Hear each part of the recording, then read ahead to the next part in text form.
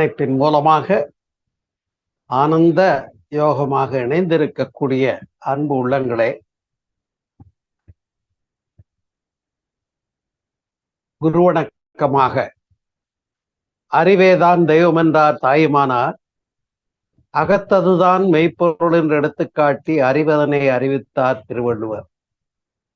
அறிவதனை அறிவதற்கு வழிமுறைகள் சொன்னார் அறிஞர் திருமூலர். அறிவில் ஆழ்ந்து ஆனந்த கவியாத்தார் ராமலிங்கர். அறிவில் அறிவாய் நிலைத்தோர், அறம் வகுத்தோர், அதை வாழ்ந்து காட்டினோர் நினைவு கூறுவோம். இந்த நினைவு கூறத்தக்க ஒரு உன்னதமான நல்ல நாள் மகரிஷி அவர்களின் நினைவு தினம். இந்த ஒரு நல்ல நாளிலே அருட்தந்தை மகரிஷி அவர்களை பற்றியும் சிந்தித்து, இன்றைய தலைப்பும் அதற்கேற்றவாறு அவர் விளக்கிய வெட்டவெளி தத்துவம் புரியாதீதம் என்ற தலைப்பையும் இணைந்து சிந்திக்க இருக்கின்றோம். அன்பர்களே, அருட்தந்தை யோகிராஜ் வேதாத்திரி மகரிஷி அவர்கள் உலக சமுதாய சேவா சங்கம் என்ற அமைப்பை 58 தொடங்குகின்றார்கள். சென்னை அருகிலே உள்ள குடுவாஞ்சேரியைச் சேர்ந்தவர் என்பதை நாம் அறிவோம். அப்படிப்பட்ட மகரிஷி அவர்கள் அவருடைய எளிமையான வாழ்க்கையை பற்றி நாம் அறிந்திருப்போம். ஒரு தறி நெசவு செய்யக்கூடிய குடும்பத்திலே இருந்து அவர்கள் சந்தித்த மிக முக்கியமான குருமார்களிலே அவர் குறிப்பிட்டிருக்கக்கூடிய ஞானவள்ளல் பரஞ்சோதி மகான். ஞானவள்ளல் பரஞ்சோதி மகான் உலக சமாதான ஆலயம் என்று வைத்திருந்தார்கள். அந்த அமைப்பிலே மகரிஷி அவர்கள் மகானிடத்திலே தீட்சை பெற்று அதில் ஏறுபடி இறங்குபடி சுத்தி என்று துரியம் வரையிலும் உண்டு. ஆனால் அருட்தந்தை அவர்களோ உலகம் தழுவிய சிந்தனையாளராக உலக சமுதாய சேவா சங்கம் என்பதை தோற்றுவித்து உலக அமைதிக்காக திட்டங்களை வகுத்து ஒரு மிக முக்கியமான நூலினை வழங்கினார். அவர்கள் வழங்கிய முதல் புத்தகம் என்று சொன்னால் ஞானமும் வாழ்வும். அடுத்ததாக மாக்கோலமாய் விளைந்த மதிவிருந்து. மூன்றாவதாகவே அவர்கள் உலக சமாதானத்திற்கான செயல் திட்டத்தை கொடுத்திருக்கிறார் என்பது நாம் மிகவும் சிந்தித்துணர வேண்டிய ஒரு உன்னதமான விஷயமாகும். அவ்வாறு மகரிஷி அவர்கள் உலகம் தழுவிய சிந்தனையோடு குடுவாஞ்சேரியில தொடங்கி அமைப்பானது 10 ஆண்டுகளுக்கு குடுவாஞ்சேரியிலேயே தான் இருந்தது என்பது நாம் கொஞ்சம் யோசிச்சு பார்க்க வேண்டிய ஒரு விஷயம். ஒரு மகான், உலகம் தழுவிய சிந்தனையாளர், உலகம் உய்ய வேண்டும் என்று நினைத்து அதற்குரிய உலகம் தழுவிய செயல் திட்டத்தையும் கொடுத்து அதனை தனிநபர் அமைதியின் மூலமாகத்தான் சாதிக்க முடியும். தனிநபர் அமைதி வந்தால் குடும்ப அமைதியாகவும், குடும்ப அமைதி சமுதாய அமைதியாகவும், சமுதாய அமைதி உலக அமைதியாகவும் வர முடியும் என்று எண்ணி மெய்விளக்க தவ மன்றம் என்ற அமைப்பை தொடங்கி அதனிலே குண்டலினி யோக தீட்சையையும் கொடுத்து தற்சோதனை விஷயங்களையும் கொடுத்து தத்துவ தலைப்புகளையும் கொடுத்து தவம் தற்சோதனை என்று காட்டினார்கள் மகரிஷி அவர். அப்படி இந்த குண்டலினி யோகத்தை மகரிஷி அவர்கள் வழங்கிய தொண்டு முதலாக அவருடைய ஊரிலே இருந்து வெளியூரிலே மலர்ந்த முதல் மன்றம் தென்னார்காடு மாவட்டம், இப்பொழுது கடலூர் மாவட்டம் என்று சொல்லக்கூடிய கடலூரிலே புதுப்பாளையத்திலே ஸ்ரீ பகவந்த சுவாமிகள் தயானந்த சுவாமிகள் மடாலயம் என்று எங்களுடைய குடும்ப பொறுப்பிலே உள்ளது. அந்த மடத்திலே தான் மகரிஷி அவர்கள் முதலாக வெளியூர் கிளையை தொடங்கிய இடம் அது. அந்த முதல் மன்றத்தினுடைய மாணவன் நான் என்று உங்களோடு பகிர்ந்து கொள்வதிலே பெருமகிழ்ச்சி அடைகிறேன். அப்பொழுது நான் கல்லூரி மாணவனாக இருந்தேன். அங்கே பெரியார் கலைக்கல்லூரியில பயின்று கொண்டிருந்த போது மகரிஷி அவர்கள் இங்கே வந்து வகுப்புகள் நடத்த காரணமாக இருந்தவர்கள் அருள்நிதி ராமானுஜம், அருள்நிதி சிவலிங்கம், அருள்நிதி சிவச்சரண் அம்மையார் மற்றும் அருள்நிதி வெங்கடாஜலம். இப்படி ஒரு 5 பேர்கள் குறிப்பிடத்து அருள்நிதி பொன்னுசாமி ஐயா அவர்கள். இந்த 5 பேர்களுக்குத்தான் மகரிஷி அவர்கள் முதல் முறையாக மாஸ்டர் கோர்ஸ் நடத்துறாங்க. இப்ப அது 69, 68 அங்க வந்து தொடங்குறாங்க. 58ல உலக சமுதாய சேவா சங்கம் தொடங்கி 68ல தான் கடலூர்ல மன்றம், முதல் மன்றம். அதுக்கப்புறம் பாண்டிச்சேரி, அரியாங்குப்பம் மற்றும் பல ஊர்களுக்கு, காரைக்கால், இங்கெல்லாம் மன்றம் சிறப்பாக விரிவு பெற்றது. பின்னர் டெல்லி வரையிலும் சென்று நடத்திய காலங்களும் உண்டு. அதை நான் அறிவேன். எதற்காக இங்கே சொல்ல வருகிறேன் என்று சொன்னால், அது முதல் அருள்நிதியர்களாக மலர்ந்த 5 பேரிலே ஒருவர் என்னுடைய பாட்டியார் அருள்நிதி சிவச்சரண் அம்மையார் அவர்களை பற்றி வாழ்க்கை சரிதத்திலும் அருட்தந்தை மகரிஷி அவர்கள் குறிப்பிட்டிருக்கின்றார். இப்படிப்பட்ட ஒரு உன்னதமான மகானை இளவயதிலேயே சந்திக்க கிடைத்த பாக்கியம் நான் பெற்ற பேரு, என்னுடைய முன்னோர்கள் செய்த புண்ணியம் என்று சொன்னால் மிகையாகாது. அதை விட இந்த இடத்துல ஒரு அருமையான விஷயத்தை உங்களோடு பகிர்ந்து கொள்ள விரும்புகிறேன். நான் குறிப்பிட்ட அந்த பகவந்த சுவாமிகள், தயானந்த சுவாமிகள் மடாலயம் என்ற அந்த அமைப்பு, அந்த பகவந்த சுவாமிகள் என்பவர் என்னுடைய தாத்தாவினுடைய தாத்தா வைத்து ஆதரித்திருந்த பெரிய மகான் பகவந்த சுவாமிகள். அவரிடத்துல வாழையடி வாழையாக என்னுடைய குடும்பத்தை ஒரு இடத்துல அர்ப்பணித்திருக்கிறேன் என்று பாடல் பாடி ஒப்படைத்திருக்கின்றார்கள். அதற்கு அந்த மகான், அது இப்ப 100 ஆண்டுகளுக்கு மேல் ஆன மகானுடைய அமைப்பு அது, அந்த மடமானது. அதுல அவர் என்ன சொல்லியிருக்காருன்னு கேட்டா, நான் வாழையடி வாழையாக உன்னையும் உன்னுடைய குடும்பத்தாரையும் பொறுப்பேற்றுக் கொள்கிறேன் என்று சொன்னது மட்டுமல்ல, உன் மீதும் உன்னுடைய சந்ததியினர் மீதும் மகான்களுடைய பார்வை எப்போதும் இருக்கும் என்று பகவந்த சுவாமிகள் குறிப்பிட்டிருக்கின்றார்.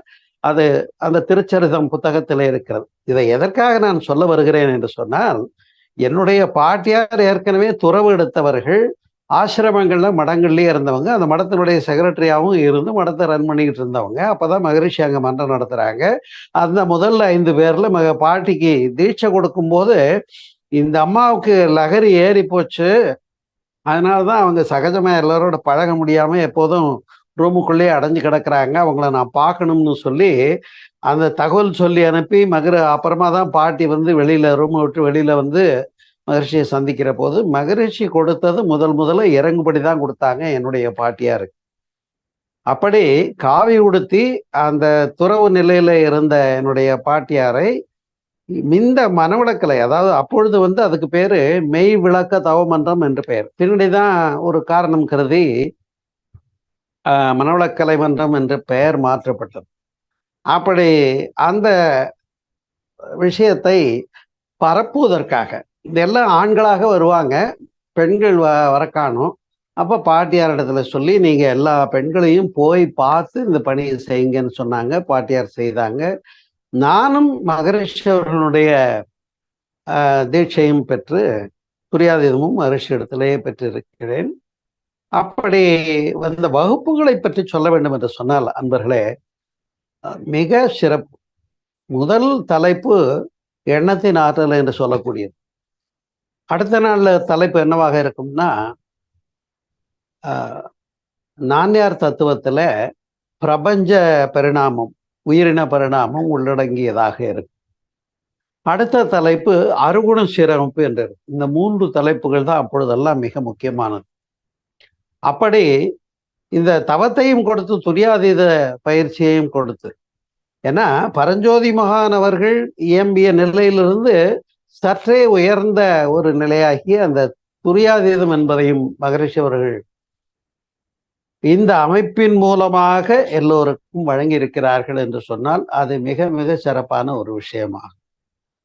அப்படி தொடங்கிய அமைப்பு பின்னர் நான் பார்த்து கொண்டே இருக்கிறேன். நான் 74 டிகிரி முடிச்சு 75 பழனியில தேவஸ்தானத்துல இங்க வேலைக்கு வந்துட்டேன். பழனிக்கு இதுக்கிடையில மகரிஷி பார்த்தீங்கன்னா வெளிநாட்டு பயணமும் மேற்கொள்ளுகிறார். அப்ப எனக்கு ரொம்ப ஆதங்கம். என்ன மகரிஷி வெளிநாடுகளுக்கு போய் வகுப்பெடுக்கிற அளவுக்கு வந்துட்டாங்க. நாம இன்னும் இப்படி இருக்கமே அப்படின்னு. அத என்னுடைய பாட்டியார்கிட்ட சொன்னபோது கூட, "ஏப்பா அதுக்காக என்ன மகரிஷி உன்ன கூடவா கூப்பிட்டுக்கிட்டு போக முடியும் வெளிநாடுகளுக்கு?" அப்படின்னு கேட்டாங்க. ஆனால் அன்று தொடங்கிய ஒரு வேட்கை. நான் பழனிக்கு வந்தேன். வேலை கிடைச்சது. அ அடுத்த வருடம் திருமணம் ஆனது. அடுத்த ஆண்டுகள்ல 82 ஜனவரியில மகரிஷிக்கு நான் கடிதம் எழுதியிருந்தேன் அதுக்கு முன்னால. பழனியில ஒரு மன்றம் தொடங்கணும் சாமிஜி. இது என்னுடைய விருப்பம். நீங்க அதுக்காக ஆவணம் செய்யணும்னு. அப்ப அவங்க எனக்கு கடிதம் பலது எழுதியிருக்காங்க. அதுல முக்கியமான கடிதம் அந்த 82 ஜனவரி 31ல பழனியில மெய்விளக்க தவ மன்றம் தொடங்குறதுக்கு அவங்க டேட்டு குடுத்தாங்க. நான் அப்போ ஒரு 1000 பத்திரிகை போட்டு, எனக்கு தெரிந்த வரையில நானும் ஒரு தம்பியுமா சேர்ந்து இத ஏற்பாடு பண்ணோம். 82ல அப்பல்லாம் ஆழியார் ஆசிரமம்லாம் கிடையாது. அப்ப எவ்வளவு பேர் வந்திருப்பாங்கன்னு நீங்க நினைக்கிறீங்க? அடிவாரத்துல தான் ஒரு மடத்துல ஏற்பாடு பண்ணியிருந்தேன். பழனியில 35 பேர் வந்திருந்தாங்க. அதுல ஒரு 5 பேர் தான் தீட்சை எடுத்தாங்க. பாருங்க. அப்படி தொடங்கிய இந்த ஒரு நிலை. அடுத்தாற்போலயே 83ல என்ன மாஸ்டர் கோர்ஸுக்கு மகரிஷி அழைக்கிறாங்க. சென்னை சிம்சன்ல மாஸ்டர் கோர்ஸ் நடக்குது. அங்க போய் நானு, சரோஜினி தேவி அம்மான்னு ex principal of the women's college, அப்புறம் எம்.எம். ரஷீதுன்னு ஒரு முஸ்லீம். நாங்க 3 பேரும் தான் முதல் அருள்தியர்கள் பழனியில. அப்புறம் மன்றம் தொடங்கியாச்சு. வார வாரம் வகுப்புகள் நடந்தே ஆகணும். அது அப்புறம் நான் தான் பேசி ஆகணும். வேற வழியே இல்ல. அப்ப இந்த ஆலை இல்லாத ஊருக்கு இலுப்பப்பூ சர்க்கரைன்னு சொல்லுவாங்கல்ல, அது மாரி நான் எனக்கு தெரிஞ்சது பேச ஆரம்பிச்சது மட்டும் தான் எனக்கு தெரியும். ஆனால் நான் பெற்றுக்கொண்டது என்னவோ நல்ல ஆர்ந்த உள்ளங்கள். என்னுடைய பாட்டியார் எனக்கு முதல் குரு. 2வது குரு அணுக்க குருவாக இருந்தவர் கடலூர்ல அருள்நிதி சிவலிங்கம் ஐயா அவர்கள். அவர்கள் பரஞ்சோதி மாறுடைய தீட்சை எடுத்தவங்க, மகரிஷியினுடைய சம வயது உடையவங்க. அவங்க எனக்கு 2வது குரு. 3வது குரு நம்முடைய அருட்தந்தை மகரிஷி அவர்கள். அப்படி பரஞ்சோதி மகானிடத்துல தீட்சை எடுத்திருந்த காரணத்தினால சிவலிங்கம் ஐயா அவர்கள் ஒரு முறை என்னை கூப்பிடுறாங்க. கூப்பிட்டு பரஞ்சோதியார் வந்து ட்ரெயின்ல வர்றாங்க. நாம துறைமுகத்திலிருந்து திருப்பாப்புலியூர் வரைக்கும் அவரோட பயணம் செய்து அவரோட பேசிக்கிட்டு இருந்து ஜங்ஷன்லயும் கொஞ்சம் நேரம் இருக்கும், சந்திப்போம்னு என்னையும் கூப்பிட்டு போனாங்க. ஞானவள்ளல் பரஞ்சோதி மகானை சந்திப்பதற்கு எனக்கு ஒரு அமைவு கிடைத்தது ஒரு பெரும் பாக்கியமாக உங்களோட மகிழ்வோடு பகிர்ந்து கொள்ளுகின்றேன் நண்பர்களே. அப்படி இந்த அமைப்பை இங்கே பழனியிலே மெய்விளக்க தவமன்றம் என்ற பெயரில் தொடங்கினாலும் கூட பின்னர் அப்புறம் வளர்ச்சி அடைகிறது. ஆழியார்ல ஆசிரமம் வருகிறது. ஆண்டுதோறும் ஜனவரியிலே பழனி மனோளக்கலை மன்றத்தினுடைய ஆண்டு விழாவை நாங்கள் மகரிஷிகிட்ட டேட்டு கேட்டு ஜனவரி மாதத்துல முதல், அதுக்கு முந்தி பார்த்தீங்கன்னா மார்கழியில 48 நாள் ஒரு மண்டலம் மௌனம் இருப்பாங்க. மௌனம் முடிச்சு அவங்க ஜனவரியில முதல்ல பழனிக்கு தேதி கொடுக்கறதாக இருக்கும். அது மாதிரி 8, 9, 10 ஆண்டுகளுக்கு பக்கம் ஒவ்வொரு ஆண்டும் பழனிக்கு வந்திருக்காங்க. பழனியில மகரிஷிய மலைக்கும் நான் கூப்பிட்டு போயிட்டு வந்திருக்கேன். அப்படி அந்த எளிய ஒரு தோற்றத்துல கடலூர்ல அவங்க வந்து குடுவாஞ்சேரியிலிருந்து வந்து நடத்திட்டு போற காலகட்டங்கள்ல அங்க கடலூர் புதுப்பாளையத்துல பூபதி லாட்ஜுன்னு ஒண்ணு இருக்கும். அதுல உள்பகுதியில இல்லாம ஆபீஸ் ரூமுக்கு முன்னாலேயே கொஞ்சம் ஒரு தனி ரூம் அவங்களுக்காக அலாட் பண்ணி வச்சிருந்தாங்க. மகரிஷி அங்கதான் தங்குவாங்க. அப்படி குடுவாஞ்சேரியிலிருந்து கடலூர் வந்து மன்றம் நடத்திட்டு போறாங்க. அங்க ஒரு 100க்கு மேல அன்பர்கள் உட்கார்ந்து கேட்டு போவாங்க. பின் ஆஃப் சைலன்ஸ் இருக்கும். அங்க சேவைக்கு தான் நான் என்னை முதலாக இணைத்து கொண்டது. அந்த ஒரு சிறப்பான ஒரு போக்கு நிகழ்கின்ற காலகட்டங்கள்ல நான் தீட்சை எடுத்து அதுக்கப்புறம் பழனிலையும் வந்த தொடங்கியாச்சு. அருள்நிதியும் ஆயாச்சு. அப்ப பொறுப்பாசிரியர் என்று கொடுத்தாங்க. அதுக்கு முந்தைய செக்ரட்டரின்னு இருந்தாங்க. அப்புறம் பேராசிரியராகவும் வளர்த்தினார்கள்.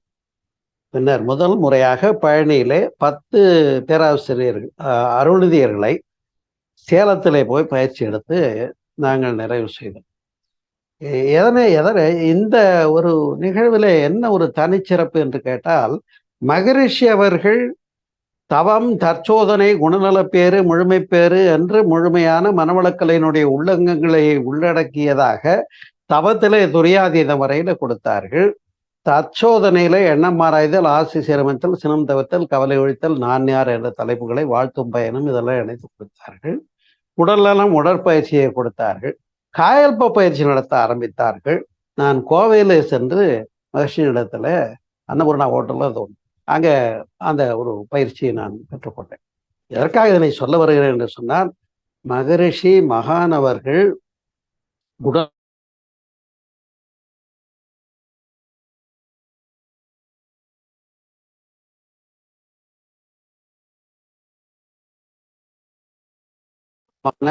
காயகல்ப பயிற்சியும் வழங்கி மனித குலம் உய வேண்டும் என்று பாடுபட்ட அத்தகைய பெருமகனார்.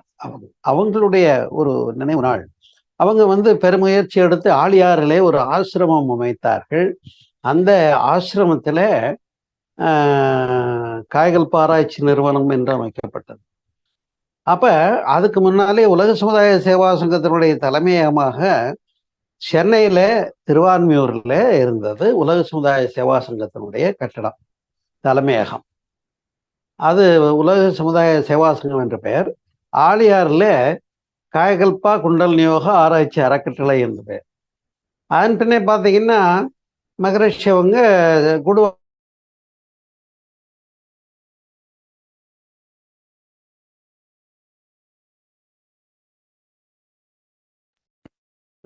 பெண்களுக்காக அந்த அமைப்பு மகளிர் அறக்கட்டளையை தொடங்குவதற்காக அவர்கள் அனுமதி கொடுத்தார்கள். அது பிரேமகுட்டி அம்மாங்கிறவங்களை தலைவராக போட்டு இன்றைக்கும் அது நிகழ்ந்து கொண்டிருக்கிறார். பார்த்தீங்கன்னா அஸ்மர்னு சொல்லி ஹோமியோபதி, ஆயுர்வேதம், சித்த மருத்துவம் எல்லாம் இணைந்து மருத்துவ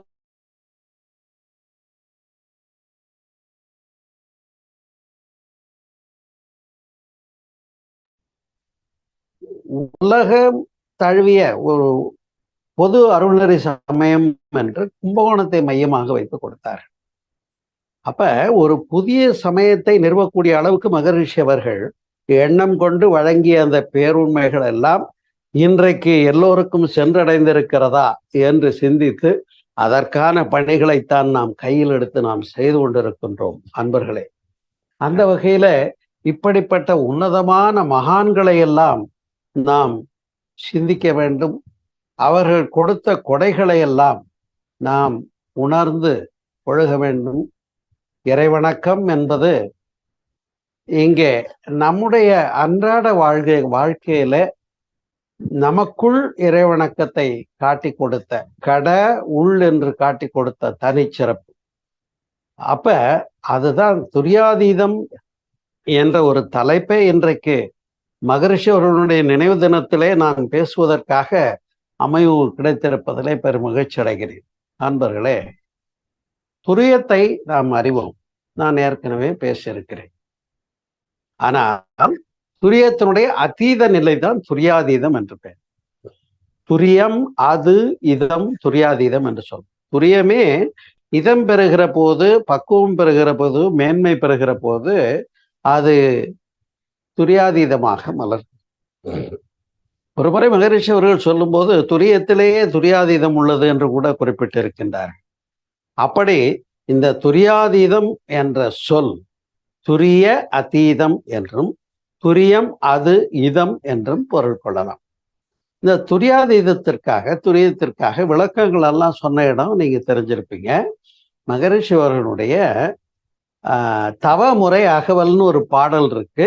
அந்த புத்தகங்கள்ல நீங்க பாருங்க.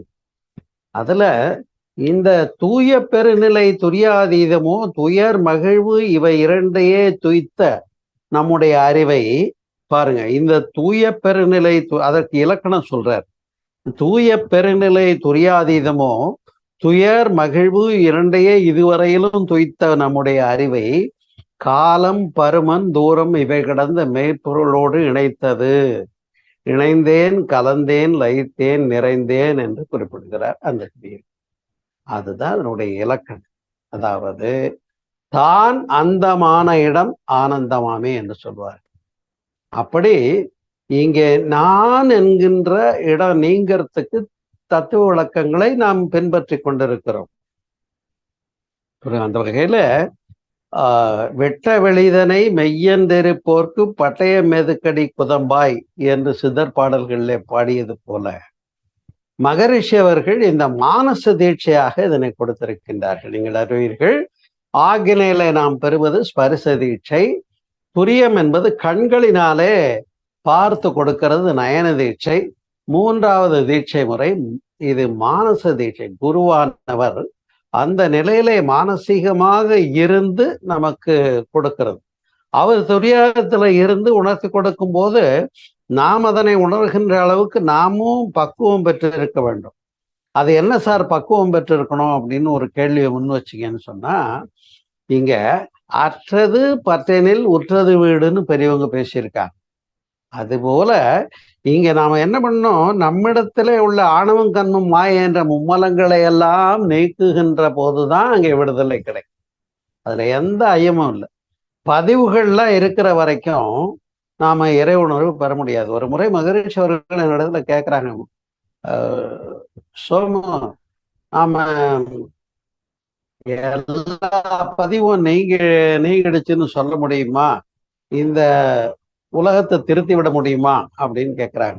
உலகத்தை திருத்தறதுக்குத்தான் உலக சமுதாய சேவா சங்கம் நடத்துறோங்கிறது நாம நோக்கமாக வைத்து செய்துகிட்டு இருக்கோம்.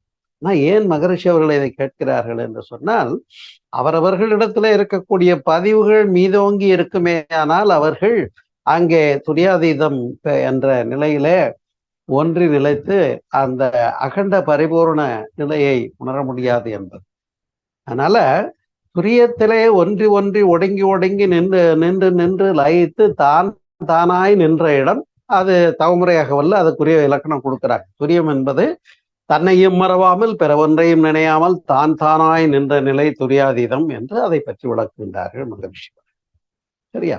ஆனா துரியாதீதத்தை பற்றி சொல்லுகின்ற போது நாம் ஒன்றி ஒடுங்கி லயித்து அப்ப சுழற்சியாக கொடுக்கப்பட்ட உணர்வு புள்ளி அளவாக ஒடுங்குகின்ற அனுபவம் அங்கே அமைகிறது. அப்ப அவ்வளவு தூரம் நம்ம ஒடுங்குறோம். இத ஒரு சின்ன உதாரணமா உங்களுக்கு புரியுற மாதிரி சொல்லலாம் அப்படின்னு சொன்னா, இப்ப கடையில போய் ஒரு 10 ரூபாய்க்கு பஞ்சு கொடுங்கன்னு வாங்கிட்டு வரோம். சரியா? அந்த பஞ்சு பொதி இவ்வளவு பெருசு இருக்கு. அதை கொண்டு வந்து என்ன பண்றோம், இப்ப இந்த பஞ்சை விரிக்க சொல்றோம். எல்லார் கையிலையும் கொடுத்து 50 பேர் தபுல இருக்காங்க, கொஞ்சம் கொஞ்சம் கொடுத்து அதை இன்னும் விரிங்கன்னு அந்த பஞ்சு பொதியை நம்ம விரிக்கிறோம். அதுதான் துரியாதீதம். அதே மிகப்பெரிய பண்டில் ஆஃப் பஞ்சு இருக்குன்னு வச்சுக்கோங்க. சரியா? இந்த ஒரு அரை அளவுக்கு 10க்கு 10 அரை அளவுக்கு இருக்கு. அதை என்ன பண்றாங்க, மிஷின்ல கொடுத்து கிரஷ் பண்ணி சின்னதா அமுக்கி ஒரு குறிப்பிட்ட அளவில் அது பேண்டேஜ் போட்டு அதை வெளியூருக்கு அனுப்புறதுக்கு முற்படுறாங்க. ஆனா அந்த கிரஷ் பண்ணி அழுக்கப்படும் போது ஒடுக்கப்படுகிற போது அளவுக்கு மீறி அதையே அமுக்கினா என்ன ஆகும், பஸ்டட் ஓவர் இல்லையா, வெடிச்சு போகுது இல்லையா? அதுபோல ஒன்றை மிக மிக மிக மிக ஒடுங்கி நிற்கிறதும் பயிற்சி துரியம் என்ற நிலை. அந்த பயிற்சியை நாம் செய்கிற போதும் ஒடுங்குகின்ற போதும் அந்த பயிற்சி நம்மை உயர்த்தி ஒன்றுமில்லாத நிலைக்கு இட்டு செல்லுகிறது. அதே போல அந்த பஞ்சு பொதியை விரித்து எல்லோரும் விரிக்கிற போது கையிலேயே பஞ்சு மிச்சம் எல்லாமே விரிஞ்சு போகிற போது ஒன்று. இதை இன்னொரு வகையில சொல்லலாமே என்று சொன்னா, எப்படி ஸ்பாஞ்சுன்னு ஒண்ணு கேள்விப்பட்டிருப்போம். அதை நீர்ல போட்டுட்டோம்னா அதுக்குள்ள தண்ணி நிறைந்து விடும். இப்ப அந்த பாத்திரம் முழுவதும் தண்ணீர் நிரம்பி இருக்கிறது. அந்த தண்ணிக்குள்ள ஸ்பாஞ்ச் இருக்கு, ஸ்பாஞ்சுக்குள்ளேயும் தண்ணி இருக்கு. அது போலதான் இங்கு சிதாகாசம், பூதாகாசம், மகாகாசம் என்று சொல்லக்கூடிய இந்த வெளியாகி ஆகாசமாகிய நிலையை எட்டுவதற்கான பயிற்சி தான் துரியாதீதம். அதனால்தான் இதை மானச தீட்சையாக கொடுத்தார். பதஞ்சலி முனிவர் வழங்கிய அட்டாங்க யோகம் என்பதை நீங்கள் அறிந்திருப்பீர்கள். அந்த அட்டாங்க யோகம் என்பது இயமம், நியமம், ஆசனம், பிராணாயாமம், பிரத்யாகாரம், தாரணை, தியானம், சமாதி என்று 8 நிலைகள். இந்த 8 நிலைகள்ல 8வது நிலை தான் பிரத்யாகாரம்ங்கிறது ஆகினையை குறிக்கும். வேண்டாத விஷயங்களிலிருந்து மனதை திசை திருப்புதல். தாரணை தியானம் என்பது துரியத்தை குறிக்கும். துரியத்துல நாம பயிற்சி செய்கிற வரையில அது முதல் நிலை. ஆனா நாம செய்யாத போதுதான் அந்த துரிய உணர்வு இருந்து இயங்கி கொண்டே இருக்கும். நாம நினைச்சு தவம் பண்ணலைனாலும் அங்க உணர்வு இருந்துகிட்டு இருக்கும். அது கூட எத்தொழிலை செய்தாலும் ஏதவஸ்தைப்பட்டாலும் முத்தர் மனம் இருக்கும் மோனத்தேன்னு உங்களுக்கு நான் துரிய விளக்கம் கொடுத்துருக்கேன். அப்ப எப்போதும் இருக்கக்கூடிய அனுபவம் அது தாரணை கடந்து தியானம் என்று சொல்லுகிறது பதஞ்சலி யோக சூத்திரம். அப்ப துரியாதீதம் என்று சொல்லக்கூடியது என்னன்னு கேட்டா சமாதி என்ற 8வது நிலை. நல்லா நீங்க கவனிங்க. துரியாதீதம்னா என்ன? இஸ் நத்திங் பட் நத்திங், அவ்வளவுதான், வேற ஒண்ணும் இல்லை. துரியாதீதம்னா என்ன அப்படின்னு கேட்டா ஒன்றுமில்லை என்ற நிலையை நாம் பெறுவது. அப்ப நாம் இருக்கிறோம் என்பது இருப்பு, நான் தவம் செய்கிறோம் என்பது இருப்பு, நான் மட்டும் இருக்கிறேன் என்பது துரியம். துரியாதீதம் என்பது என்ன என்று கேட்டா விரிந்து விரிந்து விரிந்து விரிந்து விரிந்து பழகி அது துவாதசாங்கம் என்பது நம்ம உடம்புல இருந்து 12 அங்குலம் நம்ம ஜீவகாந்த சக்தி ஒரு அடி அளவுக்கு இல்லை மகான்களுக்கு இன்னும் கூடுதலாக கூட அவங்களுடைய பிரசன்ஸ் முழுவதும் அந்த ஆறான்னு சொல்லுவாங்க அது இருக்கும். இப்போ நம்ம எல்லாருக்குமே 1 அடி 1.5 அடி 3 அடி வரைக்கும் ஆறா இருக்கும். புரியுதா? அதுதான் ஜீவகாந்த களம் என்று சொல்லக்கூடிய ஆறாவது ஃபோட்டோ எடுக்க முடியும்னு நிரூபிச்சிருக்காங்க. அப்போ நம்ம முறையாக தவம் ஜீவகாந்த பெருக்க பயிற்சிகள்லாம் பண்ணுறவங்களா இருந்தால் நம்ம சுற்றி அந்த ஆறாவை நம்ம உணர முடியும்.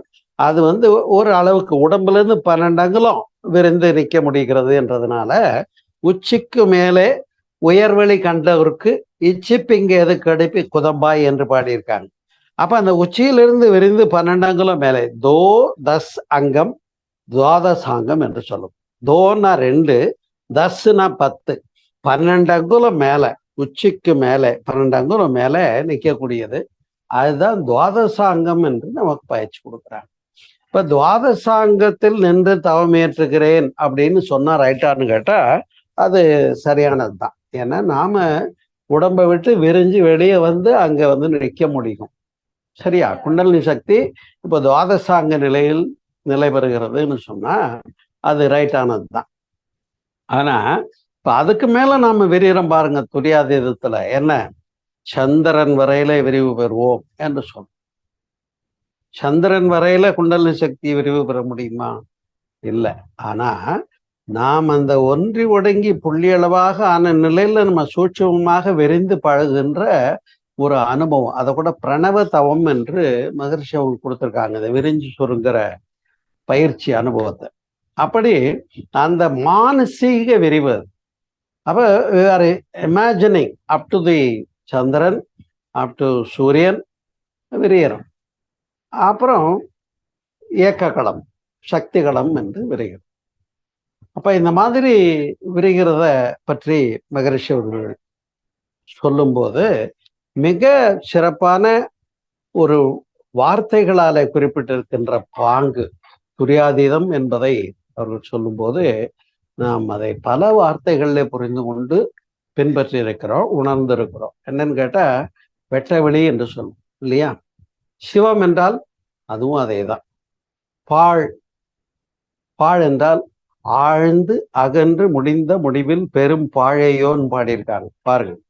சமாதினாலே அட்டாங்க யோகத்துல சமாதின்னு சொன்னோம்ல, சமாதினாலே எது சமாதி நிலை அப்படின்னு கேட்டா சமம் கூட்டல் ஆதி சமாதி. புரிஞ்சுக்கோங்க. சமாதி நிலைக்கு போறதுன்னா செத்த பின்னாலே சமாதிக்கு போறது இல்லை. நாம ஆதி நிலையோடு 2.5 கலந்து ஒன்றாகி விடுவது சமாதி நிலை என்று. புரியுதா? அதனால அதை தான் நிர்விகற்ப சமாதி என்று கூட பேசியிருக்காங்க. அதை பற்றி நாம கொஞ்சம் விரிவாக பின்னாடி சகஜானந்தம் என்ற டாபிக்ல பார்ப்போம், சிந்திப்போம். அப்படி இந்த பிரம்மம் என்று சொன்னார்கள், இறை, சிவம், தத்துவஸ்து, மெய்ப்பொருள் இல்லையா? அது ஒண்ணுதான் மெய்ப்பொருள். மற்ற நம்ம உலக இத பொருள்கள் எல்லாம் மாறிக்கொண்டே இருக்கக்கூடியது. பொருள் அல்லவற்றை பொருள் என்று உணரும் மருளானாம் மானா பிறப்பு என்று வள்ளுவமும் சொல்லி சென்று இருக்கிறது. நாம எந்த பொருளை தேடிக்கிட்டு இருக்கோம்? இந்த பொருளை தேடிக்கிட்டு இருக்கோம், பேக்கெட் ஃபுல் ஆஃப் மணி அப்படின்னு. இந்த பொருள் எதுவுமே காதிருந்த ஊசியும் வாராது கான் கடைவழிக்கே. அப்ப அதான் வள்ளுவம் பொருளல்லவற்றை பொருளென்று உணரும் மருளானாம் மானா பிறப்பு. பிறந்து நீ பொருளை தேடுறேன்னு ஓடிக்கிட்டு இருக்க, அது பூரா பொருள் இல்லையப்பா. அப்ப பொருள்னா எதுன்னா மெய்ப்பொருள். அப்ப அதுதான் மெய்ப்பொருள். பிரம்மம் நிர்மலம். நிர்மலம்னா மலங்கள் அற்றது. மகரிஷி ஒரு விளக்கம் கொடுத்துருக்காங்க, உங்களுக்கு தெரியும். Man minus 3 impurities is equal to God அப்படிங்கிறாங்க. மனிதனிலிருந்து 3 களங்கங்கள் நீங்கினால் அங்கேயே இறைவன். புரியுதா? இப்ப இங்க நம்மளை பார்த்தா கடவுளா ஏன் தெரியல அப்படின்னா, இங்க மனிதனிடத்துல என்ன இருக்கு? முனைப்பு இருக்கு. நீ யாருப்பான்னா நான் தான் சோமசுந்தரம் அப்படின்னு நெஞ்ச தட்டி சொல்லுகின்ற நிலையாக இருக்கிறது. அப்ப அந்த யான் எனது எனும் செருக்கறுப்பான் வானுள் வைக்கப்படும்னு பேசப்பட்டிருக்கிறது. அதனால அந்த யான் எனது போகணும். அப்ப நான் என்கின்ற முனைப்பு, அதனால வரக்கூடிய கர்மம், செயல் விளைவுகள், அப்புறம் இந்த உலகம் மெய் என்று நம்பி நான் பிரம்மம் என்பதை மறந்து வாழ்கின்ற வாழ்க்கைக்கு பேரு மாயை. இதுதான் இந்த விளக்கமற்ற நிலைதான் மாயை. இப்போ மகரிஷி நமக்கு என்ன சொல்லிட்டாங்க? நான் உங்களுக்கு பிரபஞ்ச பரிணாமம் நடத்தி உயிரின பரிணாமமும் நடத்தியிருக்கேன். சரியா? இப்ப நாம எங்க இருந்து வந்தோம்னு ஒரு கேள்வி உங்ககிட்ட வைக்கிறேன். வச்சா நாம எங்க இருந்து வந்தோம்? அப்பா அம்மா கிட்ட இருந்து. அவங்க அப்பா அம்மா, அப்புறம் அவங்க அப்பா அம்மா, அப்படி போகும்போது எது வரைக்கும் போக முடியுது? ஆதி மனிதன் வரையில, முதல் மனிதன் ஆதாமேவாள் வரைக்கும் போக முடியுது. ஒரு பேர் வச்சுக்கோங்க. அவங்க பேர் நமக்கு தெரியாது, சொல்லியிருக்கிறதுனால அதையே பேரா வச்சுக்கோம். முதல் மனிதன், த வெரி ஃபர்ஸ்ட் மேன். அப்ப முதல் மனிதன் வரையில.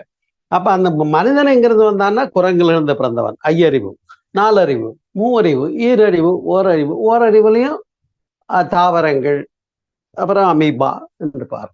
அமீபாவில் ஒரு செல் அமைப்பு இருக்கு.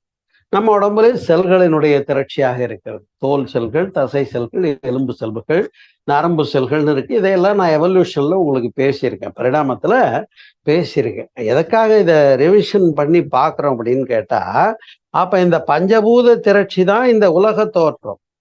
பஞ்சபூதத்துல மண்ணுக்கு முன்னால என்ன வந்து? நீர் வந்து. நீருக்கு முன்னால நெருப்பு, அதற்கு முன்னால காற்று, அதற்கு முன்னால விண் என்பதுல என்ன இருக்கு அப்படின்னு கேட்டா, ஒரு நுண்துகள் சுழற்சி மாத்திரம்னு படிச்சிருக்கோம் இல்லையா?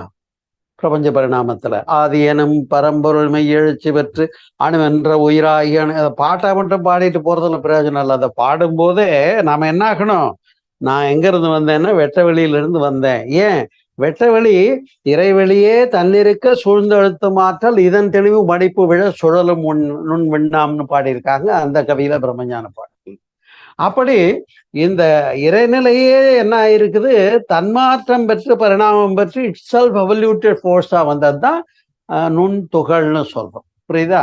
அப்ப அதைத்தான் காட் பார்ட்டிகிள் என்றும் நான் உங்களுக்கு பிரபஞ்ச பரிணாமத்தில் விளக்கியிருக்கேன். இப்ப நாம என்ன நினைச்சோம்னா, எங்கிருந்து வந்தேன், என்னுடைய மூலம் என்ன, நான் எங்கேன்னு பார்த்தா, வெற்றவெளியினுடைய விரிவு நுண்விண்ணாகி ஆகாசம் என்ற துகளாகி, அப்புறம் காற்று, வெப்பம், நீர் என்ற பஞ்சபூதங்கள் தோன்றி, உயிரினம் தோன்றி, அதுல காலங்காலமாக குரங்கு வரையில வந்து, அப்புறம் சிவிலைஸ்டு மேன் வந்து, இப்ப நீங்களும் நானும் உட்காந்து இவ்வளவு தூரம் டெவலப்டா பேசிட்டு இருக்கோம். அப்ப நாம எங்கிருந்து வந்தோம்னு பார்த்தா, அதுதான் வெட்டவெளி, பாழ், பரவெளி.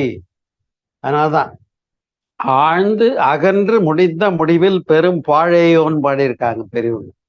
புரியுதா? அப்ப இதை வந்து நிர்மலம், மோனம் என்று சொன்னார்கள்.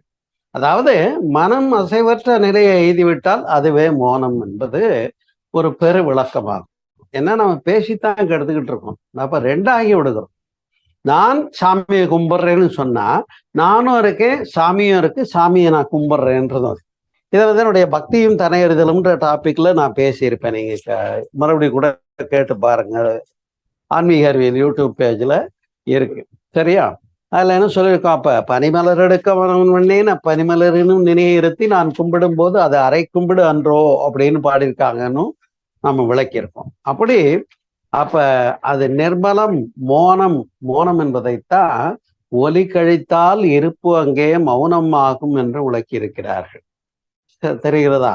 அப்படி ஆதி என்று சொன்னார்கள். ஆதி என்றால் முதலும் முடிவும் இல்லாதவன் என்ற கடவுளை பற்றி சொல்றோம்ல. சிவம்னா என்னன்னு கேட்டா, அது ஆதியும் அந்தமும் இல்லாத அரும்பெரும் ஜோதியை நாம் பாட கேட்டோமோ அப்படின்லாம் பாடியிருக்காங்க. அப்ப இறைவன் எப்படிப்பட்டவன் சொன்னா அவனுக்கு தொடக்கம் இல்லை. என்னைக்கு இறைவன் வந்தார்னு ஏதாவது இருக்கா? இல்லை. அவர் என்னைக்கு இல்லாம போவார்னு இருக்கா? இல்லை. அப்ப ஆதியும் அந்தமும் இல்லாத அரும்பெரும் ஜோதியை நாம் பாட கேட்டோமோ என்றும் பெரியவங்க எல்லாம் பாடியிருக்காங்க. அதையே அனாதி என்று குறிப்பிட்டு இருக்கின்றார்கள். அனாதின்னா என்ன? தொடக்கம் இல்லாதவன். சரியா?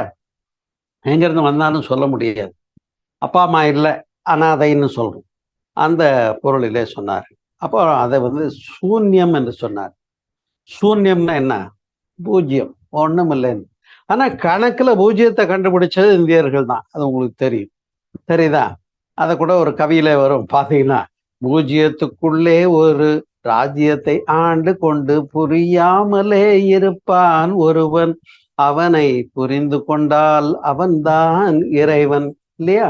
அப்ப பூஜ்யம் என்கிற தத்துவத்தை புரிந்து கொள்ள வேண்டும். இறைவன் என்று சொன்னா நம்ம இதுவரையில ஒரு விநாயகனாக, சுப்பிரமணியமாக, அல்லது விஷ்ணுவாக, சக்தியாக, சிவமாக, அந்த சிவமும் புலித்தோல் உடுத்திட்டு பாம்பு கழுத்துல போட்டுட்டு ஜடாமுடியோட சூலாயத்தை வச்சுக்கிட்டு நிக்கிற ஆயுதம் தாங்கிய கடவுளர்களாகவே கற்பிதம் பண்ணி பண்ணி பண்ணி பண்ணி இவ்வளவு காலம் என்ன பண்ணிட்டோம்? கடவுள்னு சிவம்னு சொல்லிட்டா கூட அங்க இந்த எக்ஸ்ட்ரா ஃபிட்டிங்கோட கூடிய சிவம் தான் நிற்குது. ஆனா என்ன ஆகணும் துரியாதத்துல அப்படின்னு கேட்டீங்கன்னா, நாம இந்த உருவாய் அருவாய் உளதாய் இலதாய் மறுவாய் மலராய் மணியாய் ஒளியாய்ன்னு பாடினாங்கல்ல. அப்ப அந்த உருவாக கண்ட நிலையிலிருந்து அரூப நிலைக்கு போகணும். இதை நான் மட்டும் சொல்லல. ஆதிசங்கரரும் பேசியிருக்காரு, மகரிஷியும் பேசியிருக்காங்க. புரியுதா? வள்ளல் பெருமானார் கூட அதனால்தான் என்ன சொல்றாங்க, நல்ல ஒரு கடவுளை உங்களுக்கு புரிஞ்சுக்கிட்டே உங்களுக்கு சொல்றேன், அருட்பெருஞ்சோதி ஆண்டவரை நீங்கள் ஏற்றுக்கொள்ளுங்கள்னு சொன்னார். இல்லையா? அப்ப ஜோதிங்கும் போதே என்ன ஆயிடுது? உருவம் கடந்த ஒளி வழிபாட்டுக்கு வர சொல்லி அவர் அன்னைக்கே சொன்னார். யாரு? வள்ளல் பெருமானார் தோன்றி எவ்வளவு காலாச்சுன்னு உங்களுக்கு தெரியும். அவர் அன்னைக்கே என்ன சொல்றார், நம்மளை எல்லாம் கூப்பிட்டு, இப்படியே நீ கோயில்ல போய் கல்லை கட்டிட்டு வணங்கிட்டு இருக்க அர்த்தம் புரியாம, ஆனா இறைவன் கல்லுலயும் இருக்கான், மண்ணுலயும் இருக்கான். சரியா? இறைவன் இல்லாத இடம் இல்லை, எல்லா இடத்துலயும் இருக்கான். அப்ப அதை இதுல கூட ஒரு கவியில சொல்லும் போது, கட்டையால் செய்தவரும் கல்லினால் செய்தவரும் மஞ்சளால் செய்தவரும் சாணத்தால் செய்தவரும்ன்றாங்க. சாமியை எப்படி பிடிச்சு வைக்கிறாங்க? சாணியில பிடிச்சு வைக்கிறாங்கல்ல. பிள்ளையாட பிடிச்சு வைக்கிறதுன்னு விசேஷத்தப்ப செய்வாங்க இல்லையா? பொங்கல் அப்ப சாணியில பிள்ளையார் பிடிச்சு வைக்கிறாங்க.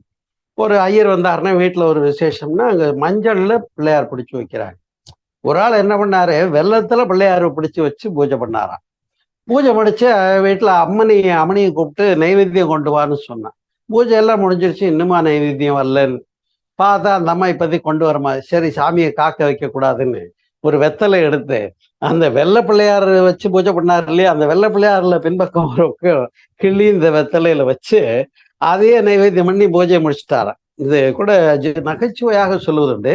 வெள்ளை பிள்ளையார கிள்ளி வெள்ளை பிள்ளையாருக்கே பூஜை பண்ண மாதிரின்னு சொல்லுவாங்க. அது மாதிரி நாம என்ன பண்றோம்னா, அவன் வேறு நான் வேறு அல்லங்கிறத புரிஞ்சுக்கிறது தான் துரியாதீதம். நாம என்ன பண்றோம், அவனை புரிஞ்சுக்கிற போற இடத்துல அங்க துரியாதத்திலையும் போய் துரியாதீதத்தில் நின்று நான் தவம் செய்து கொண்டிருக்கிறேன்னு சொன்னார். ஆயிட்டான்னு கேட்டா, தான் அந்தமான நிலை ஆனந்தமாமே. நான் இல்லாம போன அங்க போனா நான் இருக்கேங்கிறது இல்லாம, அதுக்கு பேரு அகண்டாகார விருத்தி. ஆதாரத்தோட பேசிட்டு இருக்கு. Nobody can refuse this matter. புரியுதா? அதுக்கு பேர் என்ன? அகண்டாகாரம், அகண்ட ஆகாரம். அதுதான் இறைநிலை, வேற ஒண்ணு.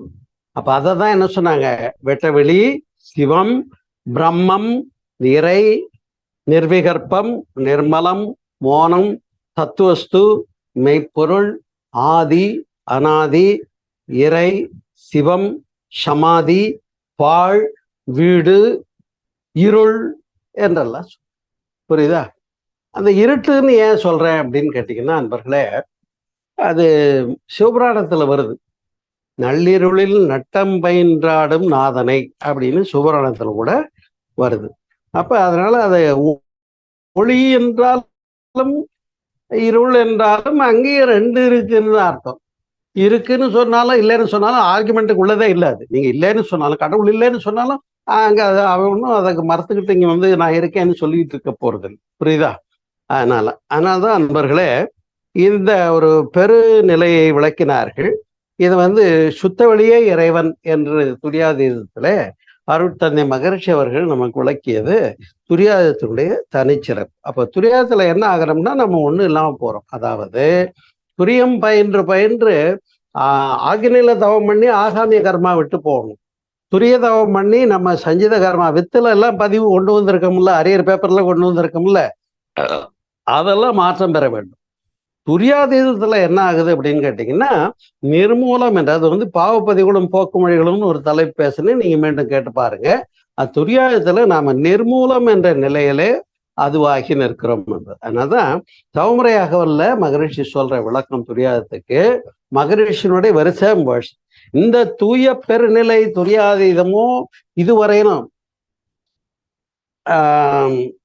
இந்த தூய பெருநிலை துரியாதீதமோ துயர் மகிழ்வு இரண்டையே இதுவரையிலும் துய்த்து வந்த என்னுடைய அறிவை, இதுவரைக்கும் நம்ம என்ன பண்ணியிருக்கோம், புலன்களை வச்சுக்கிட்டு இன்பம் துன்பம்னு உலகத்துல ரெட்டைகள்ல மாடிட்டு கஷ்டப்பட்டுக்கிட்டு இருந்தோம். அங்க போகும்போது என்ன ஆயிடுது, ரெட்டை இல்லை ஒன்றாக. அதான் ஒன்றானவன் உருவில் இரண்டானவன் நன்றாய செந்தமிழில் மூன்றானவன் ஒரு பாட்டுல பாடுவாங்க இல்லையா? அதனால இறைவனை தென்னன்னு அதுவும் நான் பேசியிருக்கேன் ஒரு தலைப்பு. பாருங்க, நான் கலெக்டிவா உங்களுக்கு இதெல்லாம் ஏற்கனவே முன்னாடி துரியாதத்துக்கு முன்னாடி எதெல்லாம் விளக்கம் கொடுக்கணுமோ பிரபஞ்ச பரிணாமம் கொடுத்துருக்கேன். இதெல்லாம் கொடுத்துதான் உங்களுக்கு நடத்திருக்கேன். அப்படி ஒன்றே கடவுள்னு பேசியிருக்கேன் இல்லையா? அப்ப கடவுள் எத்தனைன்னு முதல்லயே கேட்டிருக்கேன். உங்க வீட்டு பூஜையில எத்தனை சாமி இருக்குன்னு நான் கேள்வி கேட்ட ஞாபகம் இருக்கா? அதனால அதை தான் இந்த தூய பெருநிலை துரியாதீதமோ துயர் மகிழ்வு இரண்டையே இதுவரையிலும் தொய்த்து வந்த நம்முடைய அறிவை காலம் பருமன் தூரம் இவை கிடந்து மெய்ப்பொருளோடு இணைத்தது. அப்ப அந்த நிலையில என்ன இல்லை, காலம் எல்லை இல்லை, தூரம் இல்லை, அதை டிஃபைன் பண்ண முடியாது. அதுதான் காலம் பருமன் தூரம் இவை கடந்து மெய்ப்பொருளோடு இணைத்தது. இணைந்தேன் கலந்தேன் நிறைந்தேன் என்று விளக்குகிறார் மகரிஷி. இதுதான் துரியாதத்துக்குரிய ஒரு ப்ராப்பர் விளக்கம்ன்றதை புரிஞ்சுக்கணும். ஏன் இதை சொல்ல வர்றேன்னு சொன்னா, இப்ப துரியாதீதம் என்பது ஒரு வகையில சைவ சித்தாந்தத்தினுடைய அடிப்படையில ஒரு வம்பா உங்ககிட்ட பேசி வைக்கலான்னு பாக்குறேன், நீங்க கொஞ்சம் யோசனை பண்ணணுன்றதுக்காக. ஏன்னா துரியாதீதத்தை எங்க பாக்குறோம்னா சைவ சித்தாந்தத்துல 5 அவஸ்தை நிலைகள்னு சொல்லும். சரியா? நல்லா கவனிக்கணும். சைவ சித்தாந்தம் யாரோ படிச்சிருந்தீங்கன்னா தெரியும். சைவ சித்தாந்தம்னு ஒண்ணு இருக்கு. சித்தாந்தம், சித்தம்னா மனம், மனத்தின் மறுமுனை கடவுள் மகரிஷி விளக்கியிருக்காங்களா? அப்ப மனத்தின் மறுமுனையாகிய விளக்கத்தை பார்க்கிறது சித்தாந்தம். வேதத்தின் அந்தம் வேதாந்தம், புரியுதா? அதனால வேதாந்தம் படிச்சாலும் சித்தாந்தம் படிச்சா இதெல்லாம் ஏட்டுக்கல்வி. ஆனா பொருளுக்கு வந்துடணும். அப்ப அந்த சைவ சித்தாந்தத்துல 5 அவஸ்தை நிலைகள் வருது. கேள்விப்பட்டிருக்கீங்களான்னு கேட்டா இப்ப இல்லைன்னு சொல்லுவீங்க. நான் வார்த்தையை சொன்னா ஆமா தெரியும்னு சொல்லுவீங்க. என்னன்னு கேட்டா நனவு கனவு உறக்கம், ஜாக்கிரம் சொப்பனம் சுழுத்தி, தெரியுமா? நனவுல தானே இருக்கும். நாங்க இப்ப கேட்டுக்கிட்டு இருக்கோம்ல, நீங்க பேசிட்டு இருக்கீங்கல்ல, இது நனவுல தான் இருக்கும். நனவு யாரும் தூங்கி போயிடல, ரொம்ப போர் அடிக்கிறார் சோமுன்னு தூங்கி போயிடல, அதனால நனவுல இருக்கும். அடுத்தது இரவு தூங்க போறோம். அப்ப இடையில கனவு வருது, அது 2வது ஸ்டேஜ். கனவு இல்லாத நல்ல தூக்கம், அடிச்சு போட்ட மாதிரி தூங்கினேன்னு சொல்றோம், சவுண்ட் ஸ்லீப் டீப் ஸ்லீப்னு சொல்றோம். இது 3வது நிலை. மீண்டும் காலையில எழுந்துக்கிறோம். கனவு உறக்கம் என்ற முன்னிலேயே போயிட்டு வந்துகிட்டு இருக்கோம். இதே ஒரு அவஸ்தைங்கிறாங்க. இதுலயே இன்னும் 2 அவஸ்தையை சொல்றாங்க பாரு. ஜாக்கிரம் சொப்பனம் சுழுத்தி துரியம் துரியாதீதம், இதுதான் 5 அவஸ்தைகள். புரியுதா? நல்லா கவனிங்க, குறிச்சு கூட வச்சுக்கணும். நான் பேசினா ஒரு பேப்பர் பேனா வச்சுக்கணும், குறிப்பேடு வச்சுக்கணும், குறிப்பு எடுத்துக்கணும். சரியா? ஏன்னா முக்கியமான விஷயங்களை சொல்லிட்டு இருக்கேன். ஏன்னா சைவ சித்தாந்தம் சொல்லுகிறது 5 அவஸ்தைகள்னு. அந்த அவஸ்தை என்ன? நீங்க அங்க யாரோ என்ன திட்டுறது தெரியுது. என்ன தெரியுமா? இந்த ஆளுகிட்ட வந்து மாட்டினேன் பாரு, உங்ககிட்ட மாட்டினதாயா பெரிய அவஸ்தைன்னு நீங்க சொல்றது எனக்கு காதுல விழுது. தெரியுதா? அப்படி இந்த அவஸ்தை என்று சொல்லக்கூடியது எவ்வளவு ஒரு இக்கட்டான ஒரு நிலைங்கிறது உங்களுக்கு புரிஞ்ச விஷயம். அப்ப நம்முடைய ஜாக்கிரம் சொப்பனம் சுருட்டி துரியம் துரியாதீதம், துரியம் துரியாதீதமும் அவஸ்தை தாங்கிறத நீங்க கொஞ்சம் யோசனை பண்ணி பார்க்கணும். இப்போ உங்க முன்னால வைக்கிறேன். புரியுதா? ஏன்னா நாம தவம் பண்ற வரைக்கும் அந்த அவஸ்தை சார். உன்னை அடையணும்னு பயிற்சி பண்ணிட்டு இருக்கோம்ல.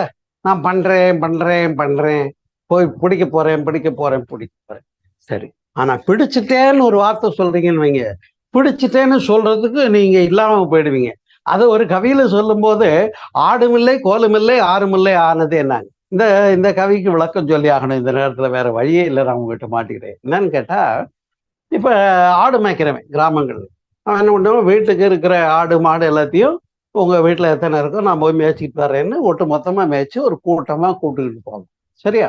அவன் என்ன பண்ணுவான், மந்தைய கொண்டு குச்சி வச்சுக்கிட்டு மேய்ச்சி கண்ட்ரோலா வச்சு ஒரு இடத்துல மேய விட்டு, அப்புறம் சாயந்தரம் அதை பூரா ஓட்டி கொண்டு வந்து ஒவ்வொரு வீட்டுக்கும் அந்தந்த ஆடு மாடெல்லாம் கொண்டு வந்து உள்ள அனுப்பிச்சு விட்டுருவோம். இப்படி இப்ப இந்த மேய்க்கிறவன் என்ன பண்றான், சாயந்தரம் ஒரு நாள் வந்து உங்க வீட்டு ஆட்டை காணுங்கிறான். சரியா? இப்ப ஆடு காணாம சரி, குச்சியை காணுங்கிறான் ஒரு நாள். இப்ப அதைத்தான் பெரியவங்க சொல்றாங்க, ஆடும் இல்லை கோலும் இல்லை ஆறும் இல்லை ஆனதே. இதுதான் காண்பான் காணப்படு பொருள் காட்சி மூன்றும் அற்ற இடம் இறைநிலை. புரியுதா? குறிச்சுக்கோங்க. இறைநிலை எப்படிப்பட்டது? காண்பான் கிடையாது. நான் பார்த்தேன் கடவுளேன்னு நான் சொல்றேன், நீங்க நம்பிடுவீங்களா? நான் சொல்றேன் நான் கடவுளை பார்த்துருக்கேங்க, நீங்களே நக்கலா சிரிக்கிறது எனக்கு தெரியுது. கடவுள் என்ன சினிமாவா உனக்கு டாயின்னு வந்த உடனே காட்சி கொடுக்கறதுக்கு? அது அப்ப அந்த மாதிரி எது எப்பவுமே கிடையாது. தெரியுதா? அப்படி காண்பான், நான் பார்க்கிறவன் கடவுளை பார். காட்சி, கடவுளே காட்சியாய் தோன்றுகிற நிலை உண்டான்னா இல்லை. எல்லாமே பிரம்மம் தான், கடவுள் இல்லாத இடம் இல்லை, எல்லாம் பிரம்மம் என்னும் உண்மை இறை வைக்கவே. புரியுதா? அதனால காண்பான் காணப்படு பொருள் காட்சி என்ற மூன்றும் அற்ற நிலை இறைநிலை. அப்ப இறைநிலைன்னா அங்க பார்க்கிறவன் இல்லை, அதை பார்த்தேன்னு சொல்றதுக்கு ஆளு இல்லை. அதுதான் ஆடும் இல்லை கோலும் இல்லை ஆறும் இல்லை ஆனதே. மேய்க்க போனவனையும் காணும், ஆடு மேய்க்கிறவனே காணும், அப்புறம் எவங்கிட்ட போய் ஆடு எங்க போச்சுன்னு கேட்கறது? கோலும் இல்லை ஆறும் இல்லை ஆனதேன்னு சொன்ன இடம் தான் அந்த இடம். புரியுதா? கொஞ்சம் புரியுதான்னு பாருங்க, புரியல என்கிட்ட சண்டைக்கு வாங்க. சரியா? அதனால இதே கூட ஒரு இடத்துல சொல்லும்போது, இயற்கை தத்துவ அறிவு பூரணமாகாத வரையில், நல்லா கவனிங்க, இயற்கை தத்துவ அறிவு எது? எவல்யூஷன். நாம எங்க இருந்து வந்தோம், எப்படி மூலம் என்ன அப்படின்னு திரும்பி பார்த்தா, ஐ எம் கேர் ஆஃப் வெட்டவெளின்னு மகரிஷி ஒரு முறை மேடையில் சொன்னாங்கன்னு சொன்னேன்ல, ஞாபகம் இருக்கா? தொடர்ந்து என்னுடைய ஸ்பீச்செல்லாம் கேட்கணும். அப்பதான் அந்த லிங்க் கொண்டு வந்து நான் உங்களை ஒரு இடத்துக்கு கூப்பிட்டு போயிட்டு இருக்கேன். கடைசியில் உங்களை கூப்பிட்டு போய் ஒண்ணுமில்லாம பண்ணிடுவேன். சரியா? வாங்க போலாம். சரியா? அந்த இடத்துக்கு போனா என்ன ஆயிடுவோம், அங்க ஆடுமில்லை கோருமில்லை ஆறுமில்லை ஆனதே. அப்ப அதை பத்தி சொல்லும்போது, இயற்கை தத்துவ அறிவு பூரணமாகாத வரையில் நல்ல துரியாதீதம் சித்திக்காது. இது மகரிஷி அவர்கள் சொன்ன வரி, குறிப்பிடுத்திக் கொள்ளும். புரியுதா? இப்ப இயற்கை தத்துவ அறிவுன்னா என்ன? பிரபஞ்ச வளர்ச்சி தான், உயிரின வளர்ச்சி தான். இதெல்லாம் புரிஞ்சிட்டோம்னு சொன்னா, இப்ப காந்த தத்துவம், பிரம்மஞானம், இதெல்லாம் தான் அறிவு விளக்கங்கள். இந்த விளக்கங்களை எல்லாம் நீங்க புரிஞ்சுக்கிட்டே வரும்போது ஒரு ஸ்டேஜ்ல என்ன ஆயிடுவீங்கன்னா, நிர்வாண நிலைக்கு போயிடுவீங்க. அதுதான் புத்தரும் உணர்ந்ததாக சொல்லப்படுகின்ற பெருநிலை. சரிதா? அப்படி ஆகையினால அன்பர்களே, இதைதான் சொன்னாங்க. இப்ப நம்ம பேசிட்டு இருக்கிறதெல்லாம் அதை புரிஞ்சுக்கிறதுக்கான ஒரு விளக்கம். இதுக்கு பேரு ஞானம் என்று பேர். ஞானம்னா என்னன்னு கேட்டா, ஐயோ ஞானமா, அது தெரியலைங்களே, அந்த 3வது வீட்டுல ஒரு பையன் ஞானம் இருக்கானே அவனா அப்படின்னு கேட்கக்கூடாது. ஞானம் என்றால் அறிதல். எது என்ன ஏன் எப்படி என்று என்று வினா எழுப்பி குருவும் சீடனும் சம்பாஷணம் பண்ணி அறிந்து கொள்ளுகின்ற இடம் ஞானம்னு பேர். அறிதல் தான் ஞானம் என்று பேர். புரியுதா? அதனால்தான் தத்துவ விசாரம் செய்து, நல்லா கவனிங்க. இப்போ நம்ம என்ன பண்ணிக்கிட்டு இருக்கோம், நான் விளக்கம் கொடுத்துக்கிட்டே இருக்கேன், ஆதாரத்தோட பேசிட்டு இருக்கேன். இந்த பெரியவங்கெல்லாம் இப்படி எல்லாம் பேசியிருக்காங்க, வெற்ற வெளிதனை மெய்யென்ற பொருட்கு பட்டையை மெதுக்கடி குதம்பான்னு பாடியிருக்காங்கன்னு ஆதாரம் கொடுக்குறேன். அப்ப கடவுள்னா என்னன்னு சொல்றேன், வெற்ற வெளி. உங்களுக்கு என்ன டவுட் வரணும், கடவுள்னா எல்லாம் வல்ல தெய்வம் போது எங்கும் உள்ளது நீக்கமரன்னு பாடல்ல சொல்லிக்கிட்டு இருக்கோம். நீங்க என்ன சார் வெட்ட வெளின்ட்டீங்க? வெட்ட வெளின்னா என்னன்னு கேட்டா ஒண்ணும் இல்லைன்னு சொல்லிட்டீங்க. இதை வேற ஓப்பனா போட்டு உடைச்சிட்டீங்க. அதை சுத்த வெளி சூன்யமாய் ஜீரோன்னு சொல்லிட்டீங்க. ஆனா ஜீரோவுக்கு என்ன பவரு? அதுக்கு முன்னால ஒரு இலக்கம் 1 போட்டா போதும். எத்தனை 0 போட போட அதனுடைய பவர் கூடிக்கிட்டே இருக்குமா இல்லையா? அது மாதிரிதான் இறைநிலைங்கிறது. நாம் இங்க துரியாதத்துல போய் இணைஞ்சிட்டோம்னு வச்சுக்கோங்க, அதைதான் சொல்றாங்க. தத்துவ விசாரம் செய்து சகல சந்தேகமும் போய், அதான் அந்த முழு ஐயம் திரிபு வர கற்றல் வரணும். நான் கேட்டேன், நல்லா விளங்குச்சு, புரிஞ்சுச்சு, விளங்கி சரி விளங்கி போயிடுச்சா இருக்குதா? விளங்கி போயிடுச்சு சார்னு சொல்லுவீங்களா? இல்லை. விளங்கி கொண்ட போது அந்த விளங்கி கொண்ட அனுபவம் எப்படி இருக்கும்னு கேட்டா ஒண்ணும் இல்லைங்கிறது. அதனால்தான் தத்துவ விசாரம் செய்து சகல சந்தேகமும் போய் அதுவிதம் தானாதல் அபரோட்ச ஞானம்ன்றாங்க. அதனால ஞானத்துல 2 வகை இருக்கு, பரோட்ச ஞானம், அபரோட்ச ஞானம். அப்படி அத்துவிதம் தானாதல் அபரோட்ச ஞானம் என்று சொல்லப்பட்ட இடம்தான் அது. புரியுதுங்களா? இதையெல்லாம் சிதம்பர ரகசியம்னு சொன்னாங்க. அஷ்டாவக்ர கீதைன்னு ஒரு விளக்கம் கூட உங்களுக்கு எல்லாம் கொடுக்கணும். இந்த துரியாதீதம் என்பதை நாம் இப்ப என்ன பண்ண முடியாதுன்னா, ஒரே வாரத்துல இந்த வாரத்துல நாம பேசி விளக்கம் காண முடியாது. சரியா? அப்ப இன்னைக்கு என்ன பண்றோம், மகரிஷியினுடைய ஒரு குருவர்களை போற்றி அதை பணிந்து புரிந்து அறிந்து கொள்வதற்காக நாம பார்த்துட்டு இருக்கோம், பேசிட்டு இருக்கோம். சரியா? அப்ப இந்த விளக்கத்தை இப்ப அடுத்த படியாக நம்ம தொடங்க போறோம். சரிதா? அப்ப அதுதான் அது அடுத்த வாரத்துல துரியாதீதம் என்ற தலைப்பையே நாம் 2வதாக பேசுவோம், சந்திப்போம் என்று கூறி இந்த உரையை நிறைவு செய்கிறேன். துரியாதீதம் என்பது இறைநிலை நமக்கு சிறப்பாக உணர்த்தி கொடுக்கப்பட்ட ஒரு பேர் அனுபவம். அந்த நிலையை உணர்வதற்காக நாம் உரிய பக்குவத்தோடு உள்ள போகணும். அப்ப கடைசியில ஒண்ணுமில்லாம போகணும், பதிவுகள் இல்லாம போகணும் அப்படிங்கிறதெல்லாம். அதனால்தான் இதை கூட கடவுள் தத்துவாதீதன் என்று சொல்லுகின்றார். தத்துவம் அனைத்தும் தனித்தனி கடந்து போய் என்றெல்லாம் பாடியிருக்கிறார். புரியுதா? அதனால்தான் புத்தர் என்ன சொல்றாரு, ஆன்மா கற்பனைங்கிறார். புரியுதுங்களா? அதெல்லாம் நம்ம சிந்திக்க வேண்டிய ஒரு விஷயம். ஏதோ ஒண்ணு இருக்குன்னு சொல்றது. அப்ப ஆன்மாங்கிறது கற்பனைங்கிறாங்க புத்த மதத்துல, கடவுள் இல்லைங்கிறாங்க. அது நிரீஸ்வரவாதம்னு பேசுறீங்க. நான் இப்பதான் சமீபத்துல புத்தருடைய ஞானம் விளைவறிந்த விழிப்பு, அதாவது உள்ள சமநிலைன்னு கேட்டு பாருங்க. அது மாதிரி அன்பர்களே, இங்க நன்மை தீமை இவை இரண்டும் செய்யாதவனுக்கு இயற்கை உணர்வினனுக்கு, இப்ப பாருங்க, நான் கொஞ்சம் முந்தி சொன்னேன் இல்லையா, இயற்கை தத்துவ அறிவு பூரணமாகாத வரையில் நல்ல துரியாதீதம் சித்திக்காதுன்னு மகரிஷி சொன்ன இடத்த இங்க ஒருத்தர் சொல்றாரு பாருங்க. இதோட சொல்லி முடிச்சுக்கிறேன், அடுத்த வாரம் தொடருவோம். நன்மை தீமை இரண்டும் செய்யாதவனுக்கு இயற்கை உணர்வினனுக்கு கடவுள் பயமோ தயவோ தேவையில்லை. கடவுள் தயவு தேவையில்லையாமா. யாருக்கு? இயற்கை உணர்வினனுக்கு. அப்ப நாம என்ன ஆகணும், இயற்கையை புரிஞ்சு இயற்கையின் வசமாகவே ஆயிடணும். அதாவது இயற்கையினுடைய பண்பாக நாம ஆகிறது தான் துரியாதத்துல கிடைக்கிற ஒரு பெரு வெற்றி நிலைன்னு சொல்லக்கூடியது. அப்ப அந்த இயற்கை தத்துவ அறிவு பூரணமாகாதவரைன்னு சொன்ன மாதிரி நன்மை தீமை இவை இரண்டும் செய்யாதவனுக்கு இயற்கை உணர்வினனுக்கு கடவுள் பயமோ தயவோ தேவையில்லை என்று ஒருத்தர் சொல்றாரு. யார் தெரியுமா? ஈவேரா பெரியார் சொல்றாரு. புரியுதா? அதனால ஆக மொத்தத்துல அங்கங்க சுத்தி பார்த்தா கடைசியில விடை ஒரு மாதிரிதான் போகும். அது பூஜ்ஜியத்துக்குள்ளே ஒரு ராஜ்யத்தை ஆண்டு கொண்டு அப்படின்னு சொன்ன மாதிரி. அதே மாதிரி அவரும் என்ன சொன்னாரு, வெங்காயம்னு சொன்னார். ஏன் வெங்காயத்தை தோலை உரிச்சுக்கிட்டே வாங்க, கடைசியில என்ன? ஒண்ணுமில்லை. இதையெல்லாம் தான் பேச போறோம். இதுக்கு ஆதாரங்கள்லாம் கையில வச்சிருக்கேன். அட்டாங்க யோகம் ஆதாரம் ஆறும் அவத்தை 5 விட்டேறி போன வெளித நிலை துரியாதீதம் இல்லையா? அட்டாங்க யோகம் ஆதாரம் ஆறும் அவத்தை 5 விட்டேறி போன வெளித நிலை வியப்போன்று கண்டேன் வட்டாகி செம்மதிப்பால் ஊரல் உண்டு துவாதசாங்கம் துரியாதீதம். மதிப்பால் ஊரல் உண்டு மகிழ்ந்திருக்க எட்டாத பேரின்பம் என்ன தூக்கி போட்டு முழுங்கிடுச்சேன்னு சொல்றாங்க. அதையெல்லாம் விரிவாக அடுத்த வாரத்தில் சந்திப்போம் சிந்திப்போம் என்று கூறி துரியாதீதம் பார்ட் 2 அடுத்த வாரம் தொடரும். சந்திப்போம் சிந்திப்போம். கொஞ்சம் இப்ப கேட்ட வரைக்குமே உங்களுக்கு என்ன டைஜஷன் ஆச்சு ஆகலைன்னு எனக்கு புரியல.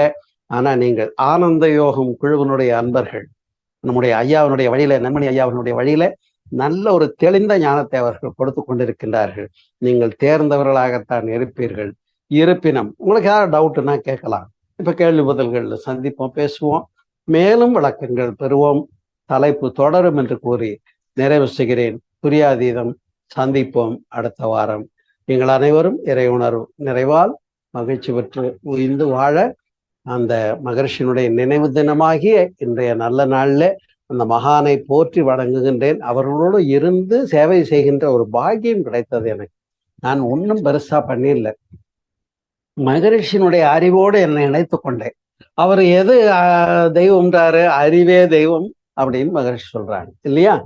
அஞ்சுவதேன் துணிந்துரைப்போம் அறிவே நான் தெய்வம்ன்றார். அப்ப அறிவே தெய்வம்னு சொன்ன தெளிந்த ஒரு ஞானத்தை சொன்ன மகான் நமக்கெல்லாம் குருவாக கிடைச்சிருக்காங்க. அந்த ஞானத்தை நான் வாங்கிட்டேன். நான் வாங்கிட்டதை உங்களுக்கு புரியுற மாதிரி, முடிஞ்ச வரையில புரியுற மாதிரி சொல்லிக்கிட்டு இருக்கேன். புரிஞ்சு பாருங்க. புரிஞ்சுட்டீங்கன்னா நீங்க அதுவாகவே இருப்பீங்க. அப்ப தெய்வம் கடவுள் தனியாக இல்லை என்று கூறி நிறைவு செய்கிறேன். நன்றி, வணக்கம். வாழ்க வளமுடன். வாழ்க வளமுடன். குரு வாழ்க, குருவே துணை. தியானமே யோகம், யோகமே ஞானம். ஐயா நன்றிங்க ஐயா. ஐயாவை தவநிலையில் வாழ்த்துவோம். திரு அருள்நிதியன் சோமசுந்தரம் ஐயா அவர்கள் அருட்பேராற்றல் கருணையினால் உடல் நலம், நீலாயுள், நிறை செல்வம், உயர்ப்புகழ், மெய் ஞானம் பெற்று ஓங்கி வாழ்க வளமுடன். அவர்களது அன்பு குடும்பம் வாழ்க வளமுடன். அவர்களது ஆன்மீக தொண்டு வாழ்க வளமுடன். சிறப்புங்க ஐயா. உங்களுடைய கருத்து எப்பவும் போல மிகவும் சிறப்பாக இருந்தது. உங்களோட மகரிஷி ஐயாவுடைய இருந்த நிகழ்வுகளை எங்களோட பகிர்ந்துக்கிட்டீங்க. அதெல்லாம் கேட்கறதுக்கு ஓரளவுக்கு ஆமாங்க ஐயா. அதெல்லாம் நாங்கெல்லாம் கேள்விப்படாத நிகழ்ச்சிகள்லாம் எங்களுக்காக பகிர்ந்துக்கிட்டீங்க. நீங்க மட்டும் இல்லாம உங்க பாட்டியே ஐயாவோட தொடர்புல இருந்திருக்காங்க. கேட்கும்போது பிரமிப்பா இருக்குங்க. அவங்களுடைய எண்ணம் செயல்லாம் தான் உங்ககிட்ட வந்து சேர்ந்திருக்கு. நீங்க ஒரு அருள்நிதியாகி எங்களுக்கு அறிவுரை கூறுற அளவுக்கு நீங்க வந்திருக்கீங்க ஐயா. மிக சிறப்புங்க ஐயா. நீங்க சொன்னதுல சில குறிப்புகளை எடுத்து வைக்கிறேங்க ஐயா. ஆகினை என்பது தொடு தீட்சை, துரியம் என்பது கண்களால் தீட்சை, துரியாதீதம் என்பது மானச தீட்சை. குரு அதாவது அட்டாங்க, ஆமா, குருவிடம் இருந்து நமக்கு கிடக்கூடிய தீட்சை. நம்ம பதஞ்சலி முனிவர் அவர்கள் கூறிய அட்டாங்க யோகத்தில் 8 நிலைகள் உள்ளது. அதில் 8வது நிலைதான் சமாதி என்பது. அதுதான் துரியாதி. அதாவது துவாதசாங்கம் என்றால் ஒரு 12 அங்குலம் என்று நீங்கள் அளவுகோல் கொடுத்திருக்கீர்கள். அதுதான் தோ என்றால் இந்தியில் தோ தஸ் தாங்கம் அதை என்று விளக்கினீர்கள் ஐயா. இறைநிலையே பரிமாணம் அடைந்து இறை துகளாகி, அதாவது காட் பார்ட்டிகிள்ஸ், பின் ஓர் அறிவு முதல் மனிதன் வரை தோன்றியது என்பதும் விளக்கினீர்கள். அதாவது அகண்டாகாரம் என்பது வெட்டவெளி, நல் இருளில் நட்டம் பயின்றாலும் நாதனை என்பது நம்முடைய பல பாடல்கள் மூலம் நீங்கள் நிறைய பாடல்கள் எப்படி ஞானம் வச்சு சொல்றீங்கன்றது எங்களுக்கு தெரியலைங்க ஐயா. ஒரு வரிக்கும் ஒரு கவி சொல்றீங்க ஐயா. எங்க இருந்தாலும் ஒரு கவியை நீங்க கொண்டு வந்து சொல்லிடுறீங்க. அப்படி தேடி தேடி வாங்கினேன். ஐயா பேசும்போது, மகரிஷி பேசும்போது குறிப்பெடுத்துக்கிட்டே இருப்பேன். உள்ள போட்டுக்கிறது. ஆமா ஆமா, மிக சிறப்புங்க ஐயா. உங்களிடம் இருக்கிற மிக சிறப்புங்க ஐயா. அது நிறைய பாடல்களே சொல்றீங்க. சித்தர்கள் பாடல்கள், சிவபுராணம், அந்த மாதிரி எல்லா பாடல்களிலும் நமக்கு தேவையான கருத்துக்கள் ஆங்காங்கே புதைந்து இருக்கிறது. அதை எடுத்து வெளியில புரிய வைக்க நம்ம முன்னோர்கள் தவறியதை நீங்கள் செய்து கொண்டிருக்கு ஐயா. மிக சிறப்புங்க ஐயா. துரியாதீதம் என்பது இடையில் மெய்ப்பொருளோடு இணைதல். அதுதாங்க கடைசியில. அதாவது என்ன சொன்னீங்கன்னா, ஞானம் என்றால் அறிதல், அங்க மெய்ப்பொருள் காண்பது அரிது என்பது நீங்கள் கூறியதில் எங்களுக்கு விளங்கி. நன்றிங்க ஐயா. சிறப்புங்க ஐயா. மிக சிறப்பாக இருந்தது. இதன் தொடர்ச்சியை அடுத்த வாரத்தில் நாம் காணலாம். அடுத்ததாக